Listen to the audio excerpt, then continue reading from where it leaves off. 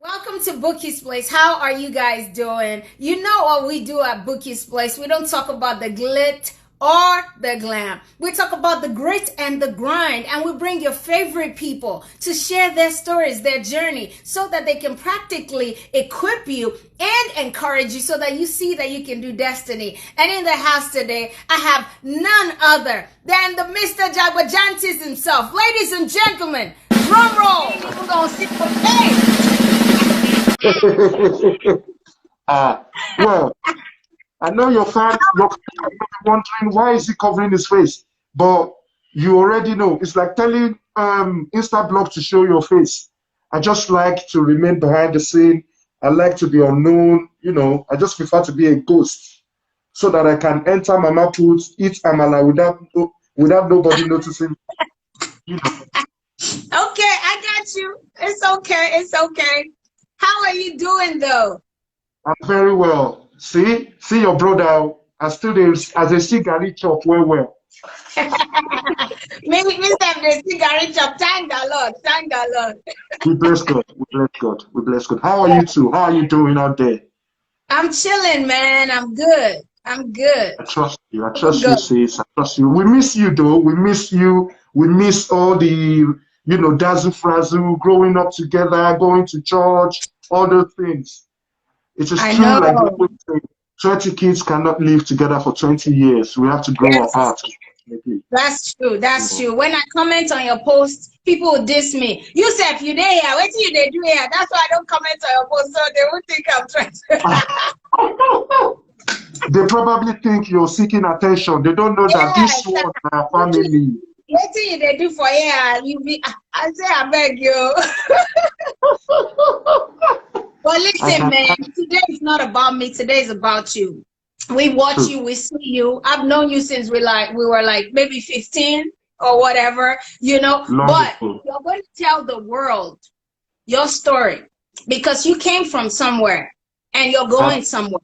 And what we do in Bookie's Place is we use our stories to practically equip people so that they can see that, oh my gosh, if this person went through that and is surviving, I have no excuses. I cannot afford to commit suicide. I cannot afford to do this or do that. I have to fulfill destiny. And a lot of people don't know that destiny has to be apprehended. It's not something that, oh, they didn't give me this. They didn't do this for me. So you're going to share your story with us. We see you. We see Mr. Jagbajantis. We don't know your face. You're not showing us, which is fine, but you're going to share your story from the beginning. If you want to leave the location out, whatever, just we're flowing with you wherever you go. It's about ordinary people in their ordinary lives doing extraordinary things. And when I shut up now, it's going to be over to you. You tell us your journey from the beginning, and anywhere you go, we're finna go with you. So welcome to Bookie's Place.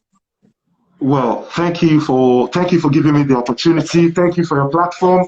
And I want to say a big shout out to all your fans out there, all the people joining and listening. There is always something to learn from somebody else's story. I myself, I'm a learner. I'm learning from Bookie. I'm learning from you all. And people think, oh, Mr. Jagbajantis knows a lot. He's intelligent. He writes this. He talks about that. It didn't just start one day. There is a journey, and that journey is still going on. So I'm gonna tell you a bit of my story, and I hope my story will encourage or ginger somebody else out there so that they know that where they are today is not the end of the road. Even Mm, after you're successful, there is still another journey. mm, So, oh, like you already know, Bookie, I came from I'm not going to say I'm from a poor background, but I came from a very comfortable background. You know, my father was into cocoa business, and we've been supplying the likes of Dangote and dancers way back early 90s, late 80s, early 90s. People are just hearing about Dangote now. I've known Dangote way back from primary school, mm, so, and there was money, everything was there. There was cars, there were trucks. I started learning how to drive when I was in JS1. By JS3, I was already driving out. People thought, oh, these ones, they're millionaires. they're successful. You know the family now, extended family, big compound. My cousins above, we in the middle, tenants everywhere. There were cars, you know, and at some point, death just took everything away, you know. I remember at the age of 19, that was the first time my dad would actually allow somebody like me to drive in his car and drive him around, you know. And I was like, finally, I can actually step out with my dad. There were things we did, man to man, that till today I wouldn't say to my mom, you know, like they always say, Omokuri. My dad would be like, Okuri, we're not Okuri here. You see, that's what I'm telling you. You can imagine. That was the time when a guy starts to think, wow, so this is life. Now I'm a man too. I can actually sit down with my dad and have a drink.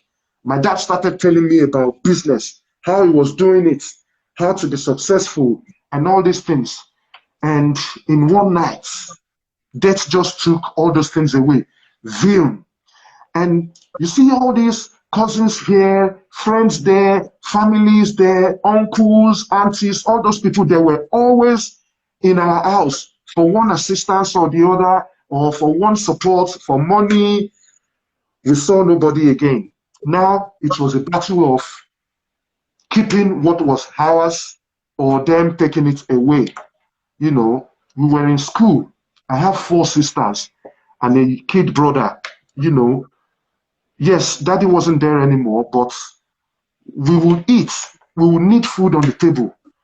We would need to pay school fees. There were so many things that would have been so hard for us to achieve. Nobody was there to help, you know. In fact, they started saying it was my mom that killed my dad because there were some millions that my dad was hiding somewhere. And those millions, only my mom knew about it. So it's either my mom leaves the family, takes the children and move away to where she came from, or they share the property. Idigi, yeah. And we're like, hold on a second, what Iggy? If this man has kids, sons, and daughters, what Iggy are you talking again? What property? So what do you expect these children to live on? How do you want them to survive? If you're saying, yeah, you want to share the property, where you come from, don't you have families? You have your own husband, you have your own wives, you have your own children. Why not focus on your own property and leave us with our own properties and let us survive on it? But you know, these things were one of the reasons we became close friends, Bookie. That is how we ended up in the Pentecostal church. You know, that Pentecostal church was the support, was like the family that we needed at the time. And, you know, you guys were fantastic. You were always leading the vocals and singing. Your brother will be playing keyboard. You know, me too, I started learning keyboard then, you know. And from the background where my mom comes from, you know, my mom came from a Christian background. My mom's dad, my granddad, was the second in command to Olufosoye, the GO of Anglican Church in Nigeria then. So my mom grew up playing keyboard. My mom will be playing keyboard, your mom will be singing to it, you know. So I remember all those things. Sometimes tears will just roll down my eyes when I think about those things, you know, but I got today, you know, I got to dancing. To cut the long story short, you know, the crisis started not long after that. And that crisis sort of pushed a lot of people away. And we were forced to leave Ife. From Ife, we first moved to Ilesha where it was safe. And I was in the higher institution then. People started saying, I'm a Wobuma should survive. I'm a Wobufe Shepo Momefa. Basically, what that means was they were going to see how my mom would cater for the 6 of us without a father, without support from family, without support from uncles there, people abroad. In fact, some of our own family members started seeing us as a bad influence to their own children, to the point where when I finished my degree, I needed a place to practice. Like, you know, when they do IT, because initially I went to Polytechnic. And when I finished my ND, I got a job in Lagos. I had people living in the most expensive estates on the island. But people like us, they wouldn't let us come near their children because they were seeing us as bad influence. And I had no choice. I started living in the Kotun in some people's houses. Those people, I met them well on campus because they lived with me. I gave them shelter when I was on campus. So now that I'm in Lagos, they too wanted to reciprocate. So I was living with them. Their parents didn't know me from anywhere. They didn't know what kind of bird pulled me from the sky. They just took me in like their own son. They fed me, they clothed me. These people I'm talking about, you may know them, the Leshaldos. Do you remember back in the days, there was a program on TV called I Need to Know? Yeah, I need to know where Funke Akindele was. Funke Akindele, Grace Ama, all of them, they only just started I need to know if education is the key. Yeah. Awa, if you remember Awa, those twins, the two Leshaldos, those were the people. That was the family I'm talking about. So they took me in, you know, their brothers and sisters, older brothers and sisters stayed with me. So they took me in, we'll be going out to shows, we'll be seeing all these other stars. Through them, I met a lot of stars. I met Lexidu, Tony Tetula, all of them then. Till today, me and Lexidu were still close friends. Why did I say that? You see, in this life, no matter where you come from, even if you're from the deepest part of Ikogosi, if you are going to be great, if you are going to be successful, nothing can stop you. Nothing can stop you. You know, I remember when I was looking for a job and one of my uncles, the wife was telling the husband,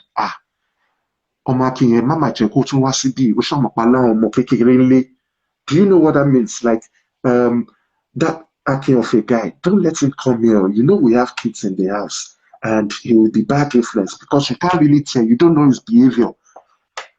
Guess what? I never joined cult in school because it was always in my head where I came from. I knew and understood quite all right that I had no dad that will bail me if I get caught. If they lock me up, there will be nobody to come and pay my bail. If they shoot me, that means I'm actually helping the enemies to fulfill what they already said about my mom. But hey, we told you, she killed the husband. That's his nemesis. The son too has been killed. You see now? So I had to, you know, stick to my senses. Yes, I was born again, but I wasn't a spiriconco, like all these do or die spiritual something. You were there all through now. You remember all those convention. We'll go from Victory Life Ministries to Nisha to do convention. I'll be there to support my mother and younger ones because if I messed up, I had a brother that was growing up. And everybody, all of them were looking at me like their role model. And imagine me failing. And these were the times when guys thought joining cults was a big thing. Even some of my own cousins, they joined cults. You remember, they were kicked out of OAU. It was a big thing then. They carried them, took them to our they tortured them and all those things. But I didn't join cults. You know, I just, you know, I was just on the right path, made sure I studied and made my way to Lagos. Let me make you laugh. One day, I was going to work. Actually, I was coming back from work. I was sweating. My tie was blowing like this to one side. I was hanging on Molue on my way from Obalende to Oshodi. And there was this girl that was always looking at me as a big boy on campus. You know, I don't want to mention her name because she's following me now. I don't want to mention her name. She was in a cab, one nice cab with AC. As I was hanging, I just looked back and I saw her. The moment I saw her, shock catch me. It shocked me, like Brother Shaggy always say. It shocked me. It reminds me of make I fall. I just quickly, you know, gathered myself together and used my bag to cover my face because How will you let a whole you, a kinzo of campus, on Molu, sweating with all your face so black inside dust, with your tie blowing like this, and the girls that were dying for you on campus, one of them was riding just beside you on the Molu, and I didn't even have money. When you're doing standing and you'll be telling conductor, go hello, feel a phone, I was actually doing that because there was no place to stay. And the money I was gaining from my industrial attachment training wasn't really enough for me to cater for myself, pay the right transport fare to get to Main Island where I was working and back. But along the line, something happened. Something happened, I went back to school, I finished my studies, and I got a job in Lagos. When I was going to get that job, the guys that we were serving together in Agege, that's NYC camp, about 12 of them came from America and England. But for some reasons, the boys, the girls, the likes of Tosa Oshika, and many more, we just bonded. Out of all the other guys on camp, me and these guys from the UK and the United States, we bonded and we became so close. But there was a big there was a big barrier, and that barrier was the fact that they wouldn't let people like us from Polytechnic serve or work in oil companies or banking industries, except for teaching in schools, local schools, or working in local government councils, or working in church businesses. So they thought they were trying to stop my shine, but they were actually pushing me to my success. They sent me to the headquarters of Methodist Church Nigeria in Obadende. So I started working with the big guns. If there was a meeting with Methodist Church Nigeria and the Lagos State government, I would be there because I became the assistant expert officer of conference. I started managing all the properties of Methodist Church in Nigeria. The database they're using till today in Methodist Church Nigeria for all their properties, I was the one that designed it. Wow.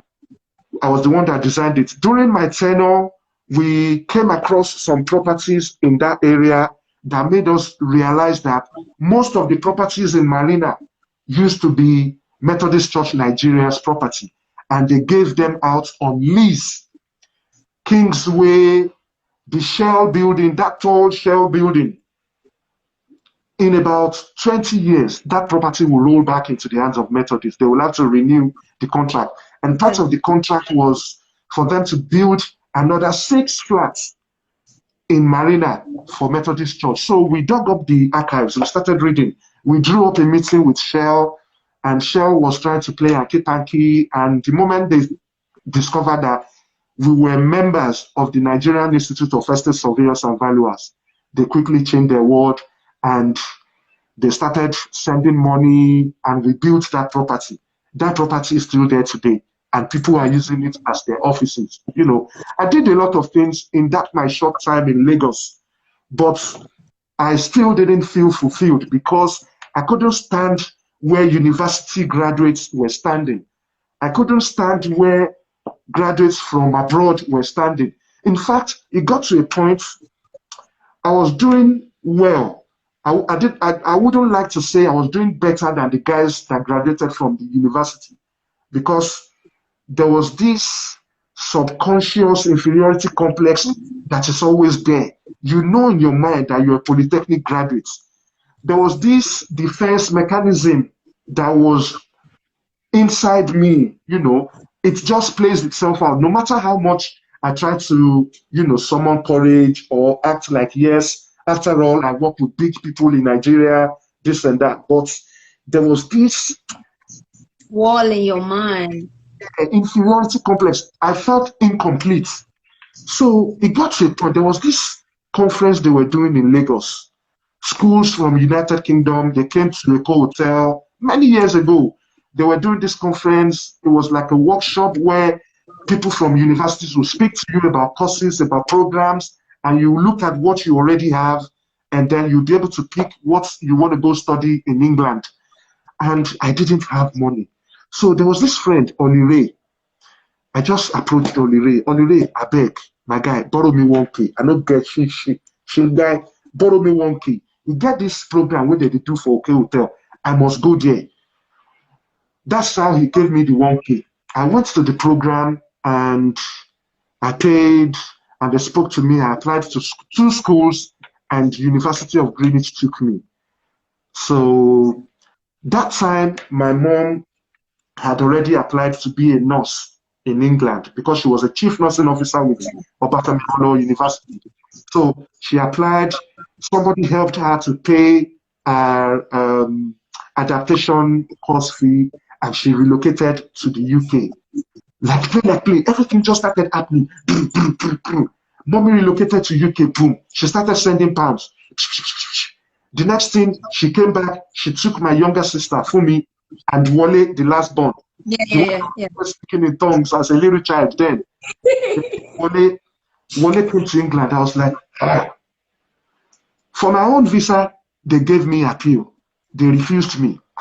What is going on? What is going on? My mom started working. She paid my deposit in University of Greenwich, non-refundable. Still, they didn't give me visa. And I went to one SAN. Somebody introduced me to one SAN then, Senior Advocate of Nigeria. He drafted a letter of appeal. I submitted it with the appeal. I paid the money then. I submitted it.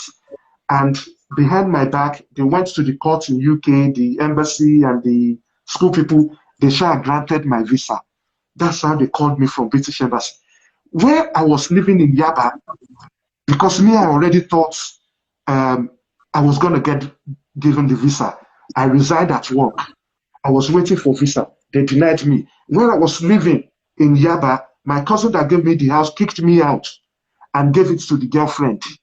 You know, I shouldn't did the big boy, they go. I couldn't tell Lexidu what was going on because Lexidu was living 2 houses away from me. Kafi the dancer, Kafi the dance queen, she and her group, they used to come and stay in my house then.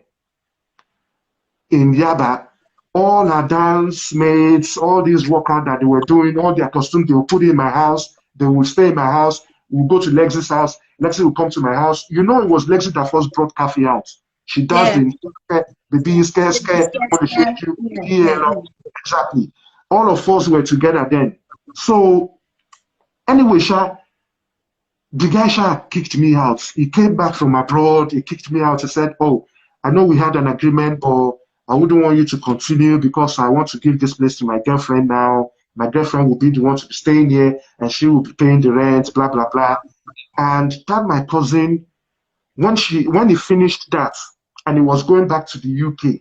The moment he entered London, they just grabbed him. Oga Wambi Mbololo, you told us that you came here for visiting. Why do you have all this CV? Why do you have all this and that? This shows that you want to come and run away. You want to come and work. They deported Oga to Niger. Oh.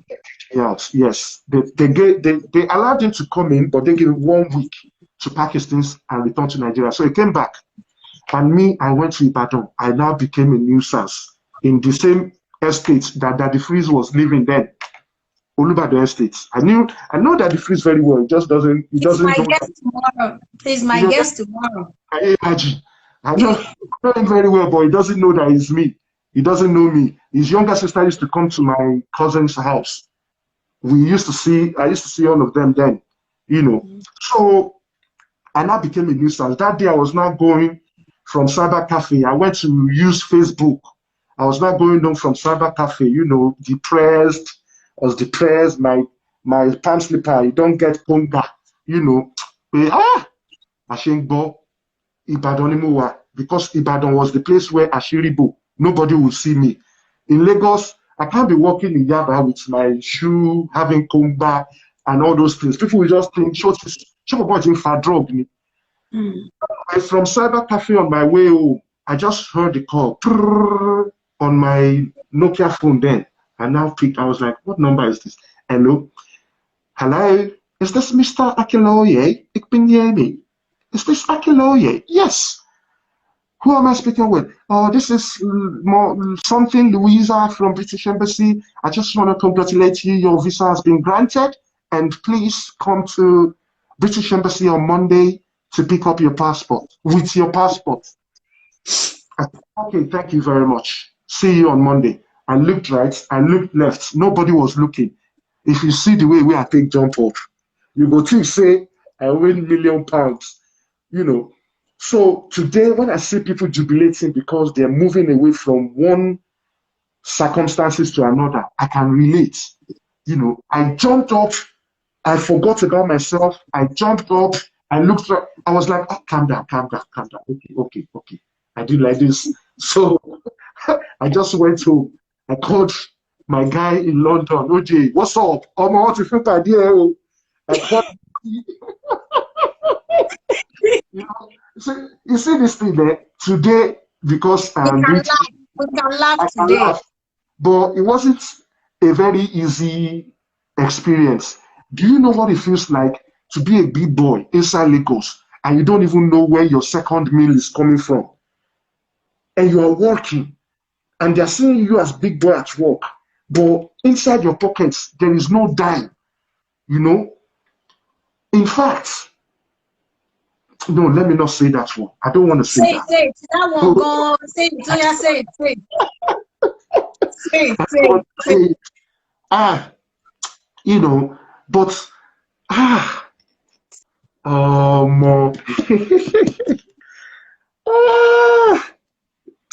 easy. You know, anyway, let me say something, you know. So there was this man had money, he had big money then, so much money, you know. He was, because when I was working for MCN Property and Investment Company, MCN Property and Investment Company means Methodist Church Nigeria Property and Investment Company, because they had so much properties. And we had a business with MTN, we had with Econet, we had with Globacom. Basically, what the business was that every branch of Methodist churches in Nigeria, where they had all these tower, where they ring all this big bell, bang, bang. Yeah. We were putting network optimizer. Those things, they look like drum, but basically what they do is extend network service to rural areas. So all those Ikotepene, Ikotabasi, Enugu, Abia, Port Harcourt, Edo, everywhere, including northern Nigeria where there are Methodist churches, they started installing their network optimizer there. So there could be network in those local areas. And for every place where they had network boosters, they would give us 2 mobile phones and give us 2 SIM cards. You know, that's how I became somebody who would use mobile phone when people were paying so much money, 50,000, this and that for mobile phone. I just got it on a platter of gold. And then we shifted the business from there to wall drapes. Wall drapes, like all this big billboard that you see on skyscraper that will be coming from the top to bottom, that you will see the badge. Coconut Master just came then. We started signing contract with them. So they would place all those MTN adverts on the skyscraper. And we started making money from there. That is where I would say I got my first money to buy my tickets. You know, it wasn't easy, but you know, there was a story I was gonna say, but I wouldn't want to say it because it will not put the person in a good spot. Don't mention any name. You know, do you know what it feels like when you think you have somebody or when you think you have family and they say, ah, Omakinyete, wasodowa, you know, you haven't been there to beg or to ask for help. And the moment you leave, they called somebody else to tell that person, ah, that boy came to our place, you know. But she saw a girl gone lorry, you know, you know, when they look at you and your brothers and they think there is no hope for you, or this is how far you can get, but underneath God is cooking something for you. That my younger brother, okay, I'll say it. So my younger brother went to do holiday in somebody's house, and my younger brother was so small. How old was this then? Wale would be probably like 8 or 9 at the time. And Wale was leaving, and Wale took one of their toy cars, very small toy cars, you know. And as Wale was leaving, that's how they called. Ah, oh my, it's a G toy, yo. What's a G toy? He stole a toy. That toy is toy, oh mommy. That small toy, this and that, blah, blah, blah. You can imagine having, like my child, you know, before we started this call, I was showing you my baby now. Yeah. Imagine a boy in that sense, with that mentality of a child, playing with a toy, and as you're going home, you just carried your kids into the car and they're still holding to the toy. And then after some time, they started ringing you, Omoyeti G toy, Omoyeti G toy. You know, that thing pained me. And I started looking back like, it is because Your our daddy dad died. passed away. Because when my daddy was alive, many of these people had their first traveling because of my dad.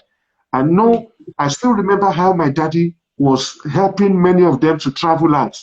And my daddy was this kind of Afrocentric man that thinks, "Ọmọ mi ò lè lọ ṣerú òyìnbó." You know, them kind of parents that will say their children will never go do master for a white man. That was my dad. So while he was helping other people's children to travel abroad, he didn't think his own children should go abroad and work for a white man. If not, I would not cower Tete. There was a time my mommy was processing to come to England to work. I think it was 1987, 88, 89. And my dad went and hid all the documents, my mommy's passport, everything. He went and hid everything. And when my daddy was dying, my daddy said, "Mamaki, I want to thank you. Aki, come here." He prayed, he laid his hand on me, he prayed for me, and he said, "I want you to forgive me. I want to tell you something. You remember those days when you were looking for your passport and documents and stuff? I was the one who hid those things. And the only reason I did that is because I didn't want to lose my wife, you know. And I just, how could you have traveled abroad and leave me with these kids? And then, you know, how could I have done it alone? I know probably at some point you will take them abroad, this and that, but you know, you will not go abroad. Another man will not be doing the thing. No, I couldn't stand it. It is funny. We can say it now, it is funny to say, you know, but at that time it wasn't funny. And my dad looked at me and said, Aki, what happened to your daddy? What killed your my daddy? dad, well, I wouldn't say it was as a result of all these diabolical fetish stuff that they were doing against him. I would say he died of cardiac arrest. He had diabetes at some point. He came out of it, and then he started having heart problems, and then came out of it as well. And when we thought everything was okay, because you know, mom was a senior medical practitioner, all the top doctors in OAU, they were supportive. They were rallying around my mom to help dad, you know, come back. But none of it worked. None of it worked. There was ogun, both physical and spiritual, but you know, I would say let us not go deep into that side. It is like digging up old wounds, you know. But there was spiritual warfare and there were physical warfares. And when you see people confronting you face to face with battle, and you start to see some things that are spiritual, you start trying to merge things together like Atimobito Guntiwa. But as educated people, I will say he died of cardiac arrest. Okay. But when he was dying, he told me things. He said it will not be easy. I thank your mom for sticking by me, for being here, for helping out, for not giving up on me till this very moment. And I want you to hold your younger ones. I want you to make sure that you look after them, be a good example, and I wouldn't want all of you to put your mother to shame. And he looked round. He said, I want to rest. You know, I've not been able to sleep for many days. It's like trying to sleep all the sleep I haven't slept in the past 3 days at once. And that was when he looked around, he just went back on his bed and never came back. That is how Daddy died. So going back to when my younger brother stole that toy, this were rich people, you know. You know what it is now to have a duplex on the island in Lekki as at early as, you know, year 2000. And have you seen Wale today? Have you seen DC Deuce today? As I'm talking to you now, DC Deuce is having a meeting with Burna Boy in London right now, as we're speaking. Because what my brother does now is like he does PR for Boohoo online. You know Boohoo? They do all this food like ASOS, you know, and they're trying to sign a contract with Burna Boy. He has done it with Mayweather. I see him all the time on private jets with all these big footballers. Exactly. He's in UK. Now, you see that boy, where I'm going to, you see that boy that they said Wale stole his toy. Do you know when they came to England, they were in our house, Wale took them out, took them to all this executive lounge at football pitches, because Wale is friend with Balotelli, Ryan Sterling, all these footballers, is friend with all of them. Wale does not pay. Wale does not pay to watch football. Either it's in Arsenal or it's in Wigan or Liverpool or Man City or Manchester. He gets his VIP tickets straight at home. I see him. He took these boys, he took them to watch ball. They wanted to die. Even when they were leaving, they stole Wale's things. Did you call to tell everybody? There's no jealousy. We are beyond that now. You know, doing that is like trying to prove a point. Repay. Yeah, I'm planning to repay. Not here to pay back. It is human to pay back, but we're bigger than that now. You know, they stole Wale's LV and some few things. Wale was looking for the LV. There was this sandal, LV. What happened to it? You know, the next thing, after a couple of months, Wale just went on Instagram, went on the page. That's how Wale saw everything. These are my things now. He's wearing my things, and we're looking for these things together. Like, who stole this? Where is this thing? This thing was here. You know, that kind of thing. Now, these wearing kids, these were adults of age. You know, thought you were university, and wanting a girlfriend. It is different from a child that's holding on to a toy. Yeah. So now, you see how the same people that said Wale stole a toy, their children are now coming to steal in Wale's house. Do you see where I'm coming from? We that they said I was a bad influence, now those kids will come and tell me their problems. The problems that they couldn't iron out with their parents. You know, they be like, Uncle, all those times. I don't know if you're seeing these things this way, but they blocked every opportunity to connect with every other cousins. They gave us a wrong impression about you guys, and today we're still suffering from the problem. Now, me, I'm thinking, why do you think we're not so close? We're dealing at arm's length? Because all the times that we could have built a bond, your parents didn't allow it because they thought we were too low. We were low to your class. We were less. So in this life, anything can change like this. Even a beggar can become a millionaire just at the scratch of a lotto card. and things can change. So I don't disrespect anyone. I don't look down on anyone. I carry everybody the same way. You know, man, I just had to, so that I don't bore people, I just had to say it in a filtered way, because I am talking on internet, you know. It, let me tell you something. Fumi, you remember Fumi now, my immediate younger sister. Yeah. They were saying, we don't báwo ló máa ṣe travel kan fún àwọn ọmọlẹ̀ wọ́n máa gbóyún ni, they will get pregnant, this and that. None of them got pregnant. So there was my daddy's close friend, one of my daddy's close friend. He was a top man in Oregon, John Holt. I'm not sure if that company is still there. John Holt. He was like, don't worry, for your school fees, anything you need, come to me, I will help you, this and that. And things were so hard. We started eating this meat that they make out of soya beans. There is this meat, there is a way they make that thing like akara. They fry it, dry it, and then when you cook stew, you will now be putting that thing inside. I'm trying to remember the name. That thing, it will not be like you're chewing meat, but it's not meat. If you suffer, you go sabi things. You get something where they call goli. Goli. What?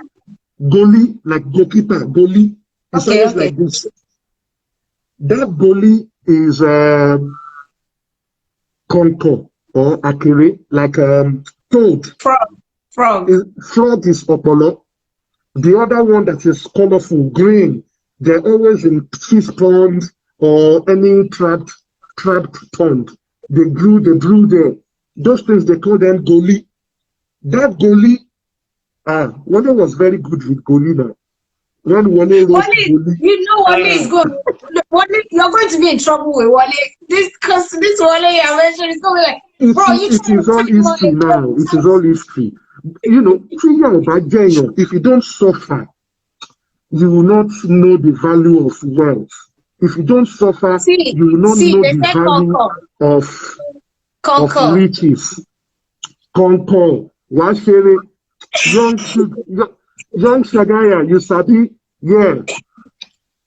Ayomide, you sabi Concord or Akere. When they roast it, it will not do like this, like goli, like, you know, when you're diving. That is why they normally call it goli. It was actually Wale that told me it is called goli, you know. So anyway, all that's now. It's the history. That John Holt guy that I was talking about, when Fumi got there, and Fumi was like, oh, I came to see you, sir. You know, you said I should not be ashamed of coming to you, blah, blah, blah, this and that. And Fumi was trying to ask him to help with school fee. And he was like, Sumobi, my dear, just rub daddy in the belly. Come close, I will change your life. I told you this and that.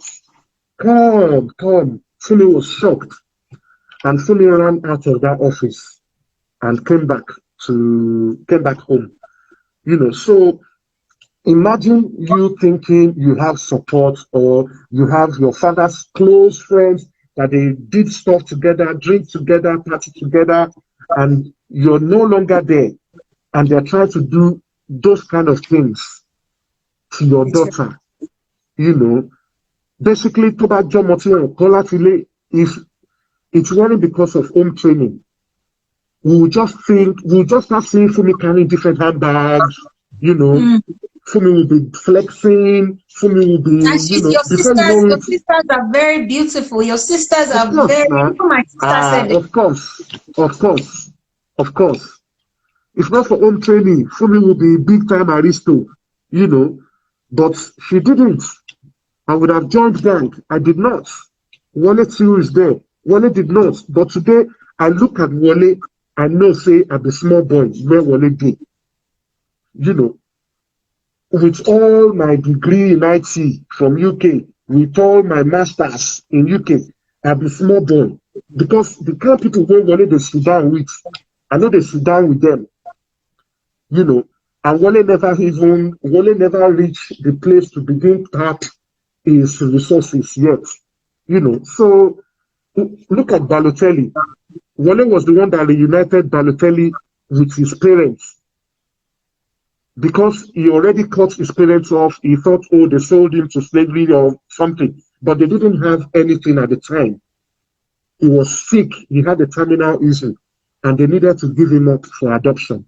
So they gave him up for adoption, and those Russian billionaires, Italian billionaires, they financed everything, took care of him, sent him to school, sent him to football college, and he became the celebrity.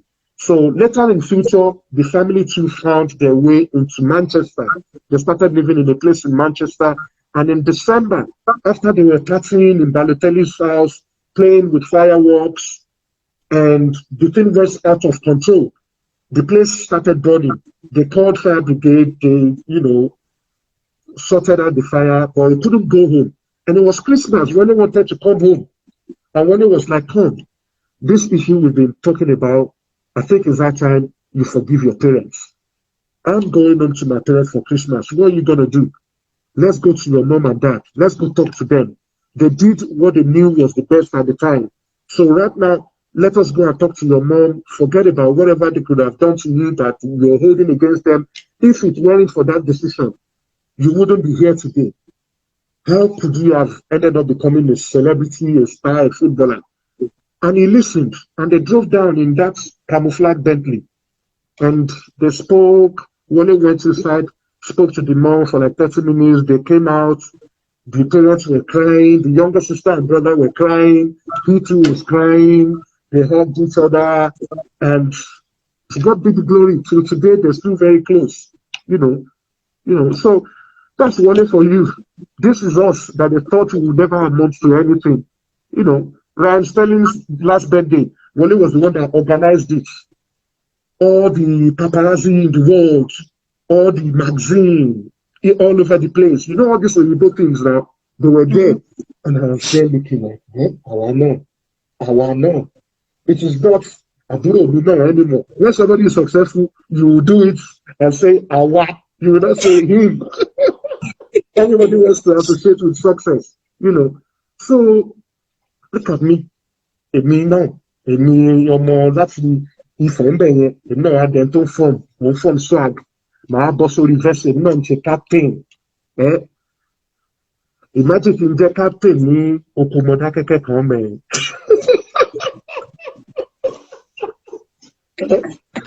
Who would even look at me twice? Who would look at me twice? Or imagine tó jẹ́ pé bí nǹkan ṣe rí as at that time. Imagine that I'm still there. That we still have some of our friends or circle of friends that we grew up together that went to staff school, Moremia School, Obafemi Law University, and they're still stuck inside that campus. They're still working there. Oh, yeah. Oh, yes. Oh, yeah. But this is the same apple. This is the same apple. So, I thank God, Vicky. I thank God. You too. You're a good example now. You that everybody is seeing you now. They're thinking, look at Vicky, BOUQU'S. How this is I get by. Can you cut? They don't know that you're a princess. See, guys, this Vicky you're seeing, Vicky is a princess. Forget.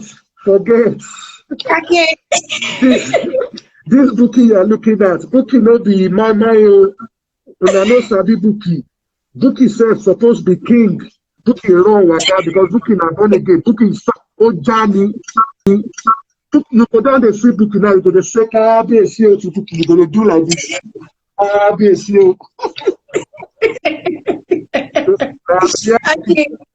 It's not about me today. It's about you, and your story is so inspiring. So inspiring, and we thank you for being so vulnerable and sharing. So what we do here, we have 8 minutes more. What we do is we practically equip people because we've heard your story now. But what I want you to do is tell us how you got to that mental point of choosing right. You know how you have an option in front of 2 options. You always have to choose. Why didn't you join armed robbery gang? Why didn't you become 419 scammer? And your humility amazes me because I remember one time I came to London, I was on tour. You remember? And I needed my CDs. And you went all the way to get my CDs for me. And I just want to say thank you again for that. That was really... just doing my duty as a family. No, man, you are a big boy and you were carrying my CDs, but thank you for that. Yeah. So what I want to... Because your success is my success. If you achieve your aim in London, I'll be able to say, yes, that's my sister. And if it's failure, it will be my shame as well. So I was just doing my duty. Okay. Thank you, man. Thank like you. You said, you see this life, all of us, whatever decisions we make, whatever steps we take, we must be ready to face the consequences. You know, that is why people think I'm crazy. When they see me say, you can't, when they see me say things like, you are not supposed to be glorifying fraud or robbery or any of these Aristotle's wrongs online. I'm not a saint, I'm not a saint, but we have to understand that we have to evaluate the steps we take. When I was in the higher institution, my second year, I lost my dad. My daddy had a gun. My daddy had a gun, like Desperado's gun, double barrel pistol. And there was a case like this. That case, you strap it on your armpit, you put the gun here, you can put your jacket. The first thing I did when I got back home from the hospital in Ibadan, went to the house, he gave me the key to the house. I opened the cupboard, I carried the gun. I entered campus now. I started feeling like there is power now. There is power. You know, I entered a party, and this party was occupied by cultural boys, Axemen, Buka, Eye boys. And as I was dancing, one of the black acts just came and hugged me from the back saying, oh, can I please dance with this girl? As he was saying, can I please dance with this girl? He held something under my armpit. The next thing I saw, he said, my worry, my jailo. He just left me. The next thing, they just started calling themselves out one by one. And they will gang, they will scatter. They will gang, they will scatter. What they were doing is information sharing. As they gang here, they will scatter. One person from this group that scattered will enter another group.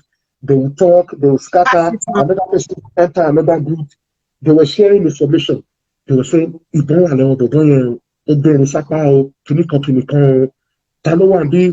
they strap? None of them. Another fuck up. There was a name they were calling me. I think they were calling me one name. The birds, the area guys were calling me HS, meaning Homo sapien. The black hat guys, they were calling me another name. I don't know whether it was ITJ they called me. They were calling me Jew. Jew means a saint.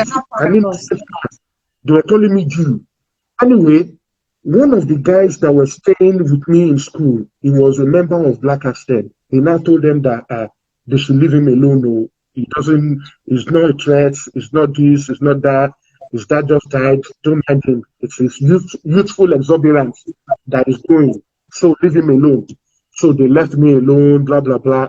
I just took the gun back home and gave it to one of my uncles that this is what he left in the house. There is nothing I can do with it. I don't have any use for it, and they took it away. So those guys, they gave me so much stress on campus. There was a time they tried to come and hijack me at home with guns. I managed to escape. What they were trying to do is to take me to their initiation ground by force and initiate me into Black Axe. There was another one from Eye. They told him to come and use Awima Yell commanding tone so that I can go and join Eye. But me and a particular guy called Kayode Odeyemi, we did not join. So that is why till today it is easy for me to come online and attack contrabands. It is easy for me to attack political leaders. It is easy for me to attack anybody because they've got nothing on me. Do you understand? They cannot hold me. So, but that time there were some guys It wasn't as if there was no food or money, but because they wanted to feel among, they made the decision to join. I remember 2 of my friends were killed as a result. So I had the chance to make the same decision. It wasn't as if I was better than them, but it was as a result of the fact that I decided not to join Consa. We were telling that guy, oh, need Kini, oh, need Kini. He was like, my grandfather was the Akpenola of Messi. He's going to strengthen me. He's going to give me things. Well, but you're a Lagos boy. Why do you need this? It is these guys that are always getting the best girls on campus. Me too, I want protection. I want this. I want that. So like, look at me. Look at this guy. Look at this guy. We have good girls on campus, but we don't belong in any of these flats. Why do you have to do it?